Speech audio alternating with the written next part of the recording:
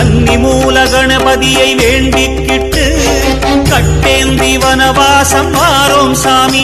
உந்தன் முடிகட்டும் பொழுதில் நாங்கள் குருவடி வேண்டிக்கிட்டு, உந்தன் முடிகட்டும் பொழுதில் நாங்கள் குருவடி வேண்டிக்கிட்டு, உந்தன் சரணத்தை போட்டுக்கிட்டு வந்தோமே ஐயப்ப சாமி, ஐயசாமி.